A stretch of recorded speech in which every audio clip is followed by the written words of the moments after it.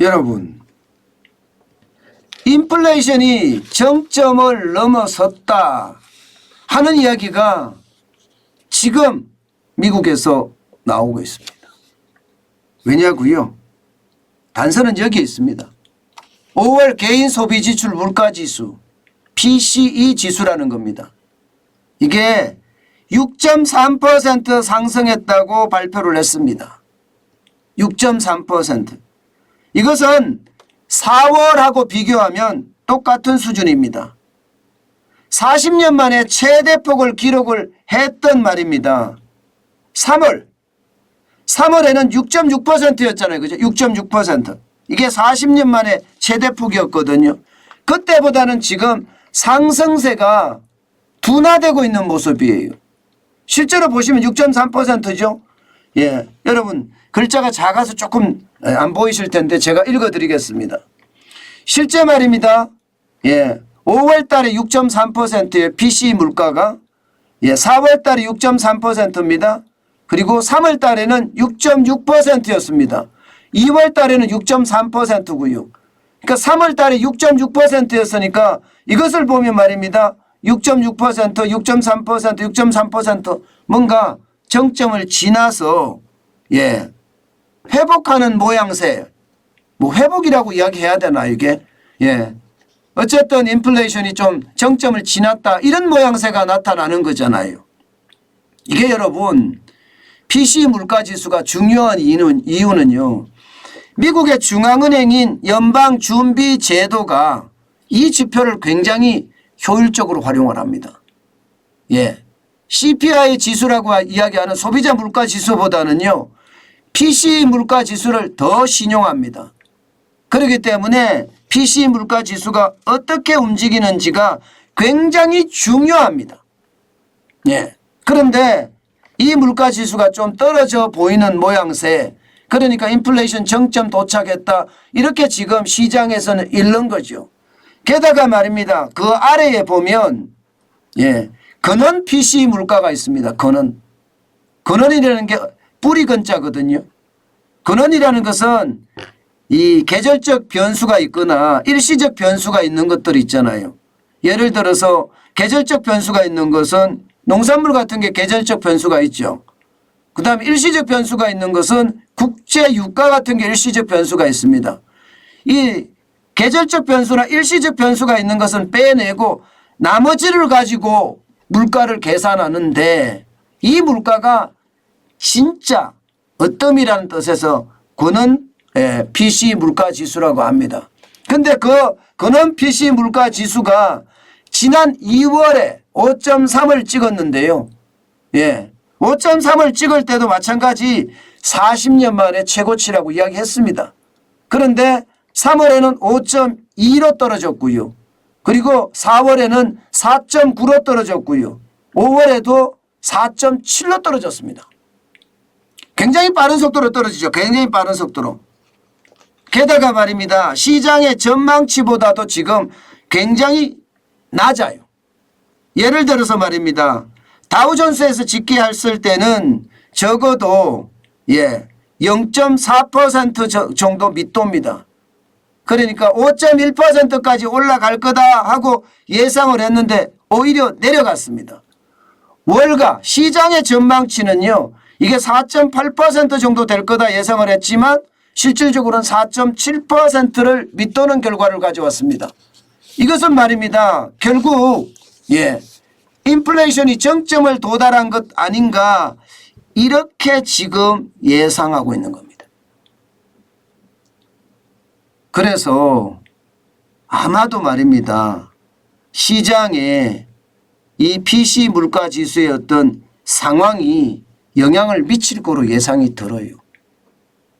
그런데 PCE 물가지수가 정점을 지나서 말입니다. 떨어진다고 이야기를 하고 있는데 문제는요. 경기까지 같이 떨어져요. 경기까지. 소비자 소득이 줄어들고 거기에 따르는 소비가 줄어들면서 소비자 단기 경제 전망 지수는 66.4를 기록할 정도로 완전히 폭망하고 있습니다. 소비가 엄청 줄어드는 거죠. 소득이 줄어들기 때문에 소비가 줄어드는 거거든요. 실제 5월 개인 소득은요, 전달에 비해 0.5%가 늘어났습니다. 그런데 세금이 늘어나고요. 물가가 오르니까 기타 비용이 늘어나서 가처분 소득은 실질적으로 마이너스 0.1%가 된 겁니다. 1년 전에 비하면 3.3%가 줄어진 그런 상황이 될 수도 있습니다. 그러니 여러분, 지금 미국의 금리 인상 실질적으로 말입니다. 5월에 0.5%의 빅 스텝, 6월에 0.75%의 자이언트 스텝, 이것들이 시장에 영향을 미칠 수도 있다. 이런 이야기가 이제 나오기 시작합니다. 이제. 그러면 여러분, 미국의 금리는 어떻게 될까요? 분명한 것은 7월에도 자이언트 스텝을 한다. 이렇게 지금 현재까지는 시장에서 읽히고 있습니다. 7월 26일, 27일 날 연방준비제도 이사회가 열리면 그렇게 될 가능성이 크다 이렇게 얘기하지만 오히려 요즘은요, 이 지표를 보면 지금 PCE 물가지수가 정점을 찍었다 이렇게 나오잖아요. 여기에다가 지금 경기가 침체된다 이런 분위기가 나오잖아요. 그럼 자이언트 스텝이 아니라 빅 스텝이나 베이비 스텝으로도 갈 수 있다는 그런 예상들이 나옵니다. 그러니까 7월 26일, 27일 연방공개시장위원회가 열릴 텐데 열렸을 때 모든 가능성이 열려있다 이렇게는 보겠지만 올리는 것은 분명합니다. 왜냐하면 아직도 높기 때문에. 아직도 그는 PC 물가지수가 4.7이라는 것은 낮은 숫자가 아니거든요. PC 물가지수가 지금 많이 올라간 것 6.3%라는 것도 적은 숫자가 아니거든요. 금리는 올릴 거예요. 올리는데 이제 자이언트 스텝은 아닐 수도 있다 하는 얘기가 나오는 겁니다. 그럼 빅 스텝일 수도 있다는 거예요. 자, 그렇게 되니까 시장은 어떤 반응을 보였을까요? 오늘 뉴욕 증시는 어떤 반응을 보였을까요? 떨어졌습니다.